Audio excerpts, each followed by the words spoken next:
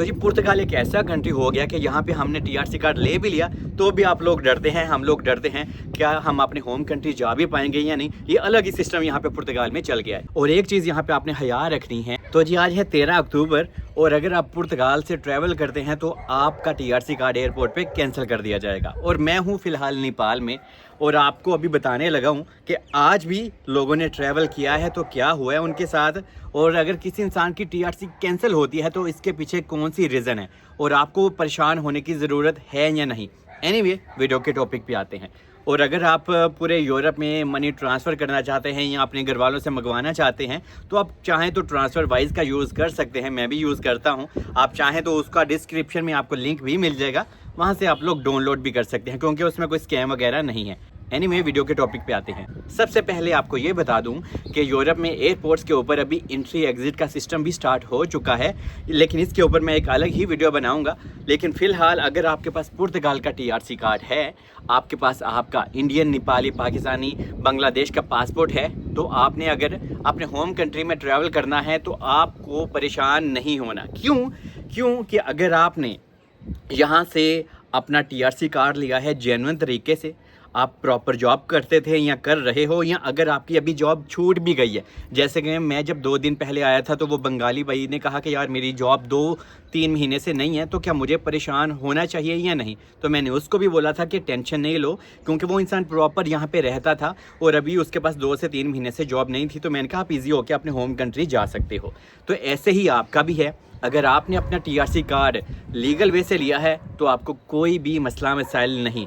ये अभी मसला मसाइल किन लोगों के साथ हो रहा है और लोग आपको आधी अधूरी न्यूज़ क्यों देते हैं। पहले तो आधी अधूरी न्यूज़ इसीलिए आप लोगों को डराने के लिए देते हैं क्योंकि यहाँ पे डर का बिजनेस किया जाता है। जितना तुसी डरोगे और ना तुसी मरोगे, यहाँ पे ऐसा सिस्टम है। तो इसीलिए लोग ये आपको ये कह देते हैं कि हाँ भाई टीआरसी कार्ड कैंसिल हो गया, डिपोर्ट कर दिया, ब्ला ब्ला ब्ला।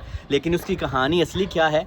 टीआरसी कार्ड उन इंसानों का कैंसिल होता है या हो रहा है या आने वाले दिनों में हो सकता है, ठीक है, कि जिन लोगों ने कोई क्राइम किया था। और अभी ये क्राइम कुछ लोग मुझसे सवाल करते हैं, जैसे कि एक इंडियन भाई ने मुझे मैसेज किया, सलमान, मेरे साथ एक लड़का था जो इलीगल पुर्तगाल में आया था, मतलब कि जब उसने अपना डॉक्यूमेंट्स अप्लाई किए थे उसके पास वीज़ा वगैरह नहीं था, तो वो डंकी लगा के पुर्तगाल में आया और उसने बाद में यहाँ पे आके प्रॉपर काम किया और उसके टैक्स भी सारे लीगल वे से गए हैं और अभी उसके पास टीआरसी कार्ड भी है। और वो मेरे साथ आज ट्रैवल कर रहा था। सुबह 13 अक्टूबर को, आज के दिन उनकी फ़्लाइट थी, तो उसको भी कोई मसला नहीं हुआ, ठीक है। 2 इंडियन लोग थे, तो एक के पास तो पूरा सिस्टम था, जैसे कि शेंजन वीज़ा लेके लोग आते हैं जर्मनी का, फ्रांस का।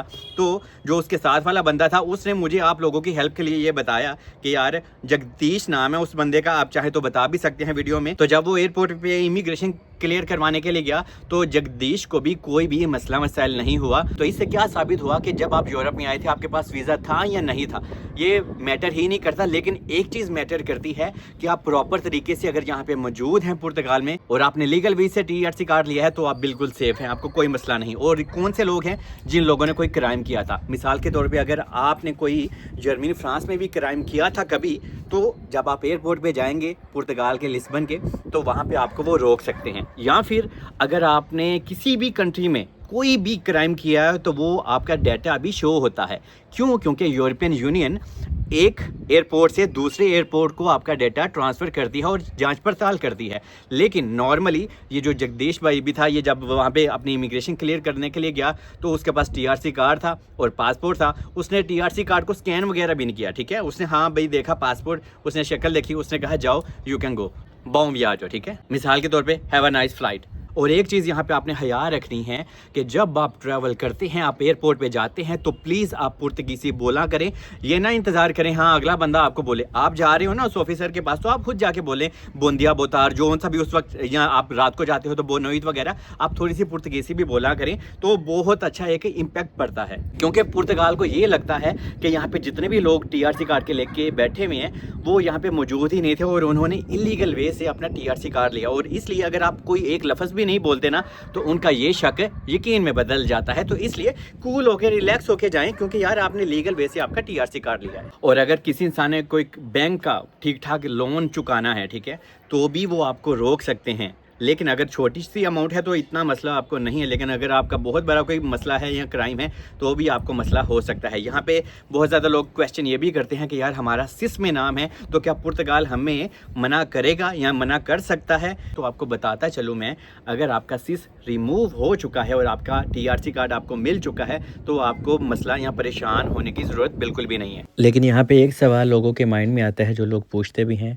कि सलमान हमें पहला TRC कार्ड मिल गया, उसके बाद हमने कुछ ऐसा काम कर लिया कि हमारा नाम सिस में आ गया, तो क्या ऐसे लोगों को प्रॉब्लम हो सकती है? क्योंकि कुछ लोग ब्लैक में TRC कार्ड लेके फ्रांस जर्मनी में काम करते हैं और वो वहाँ पे चेक हो जाते हैं, तो ऑफ़ कोर्स आपको मसला हो सकता है। ऐसे लोगों का भी TRC कार्ड कैंसिल हो सकता है। और ये सवाल बहुत ही ज़्यादा लोगों ने मुझसे पूछा और इनमें बहुत ज़्यादा इंडियन, कुछ अपने पाकिस्तानी भी और बंगाली नेपाली भी पकड़े जा चुके हैं, ठीक है, जो किसी और कंट्री में काम करते थे, तो वहाँ पे फिर आपको जनाब रीन्यू कार्ड में भी प्रॉब्लम हो सकती है।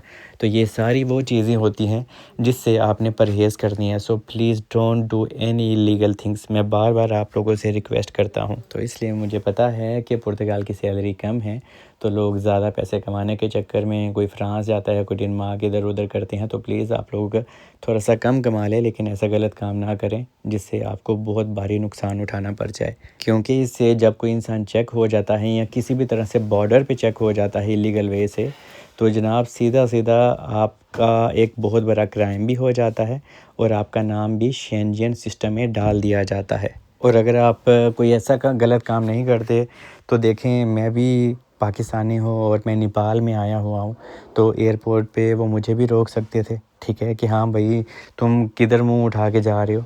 तो ऐसा कोई सीन नहीं है। और मेरे साथ दूसरे बहुत ज़्यादा लोग थे, इंडियन, पाकिस्तानी, नेपाली, बंगाली, जो अपने होम कंट्री में जा रहे थे और सारे गए, किसी को भी रोका टोका नहीं गया, कोई परेशानी नहीं बनी। तो बस इन शॉर्ट में, अगर आपने पूरे यूरोप में कोई क्राइम नहीं किया हुआ तो आपका डाटा भी शो नहीं होगा और आप सेफली अपने होम कंट्री में जा सकते हैं और ट्रैवल कर सकते हैं। और यहाँ पे कुछ ऐसे लोगों का भी TRC कार्ड कैंसिल हो सकता है जो पुर्तगाल में तो आए थे, वो पुराने भी हैं, नए नहीं पुराने हैं, और उन्होंने जनाब अपना लैंग्वेज सर्टिफिकेट वगैरह फेक तरीके से लिया। क्योंकि यहाँ पे लोग बहुत कुछ करते हैं। ये जितनी भी प्रॉब्लम हो रही है ना, ये एक तो कुछ आप लोगों का भी मसला है, जो लोग बस कहते हैं हाँ भाई पैसा सोट तमाशा वे, क्योंकि आप लोग खुद ये बुरे काम करते हो। और सो कॉल यहाँ पे कुछ एजेंट हैं जो आप लोगों के लिए वीडियोस भी बनाते हैं और अंदर खाते वो सारा काम भी कर दो पे इलीगल। तो प्लीज़ आप लोग ऐसे लोगों से भी दूर रहें और कोई भी ऐसा इलीगल काम ना करें जिससे आपको आने वाले दिनों में मसला हो।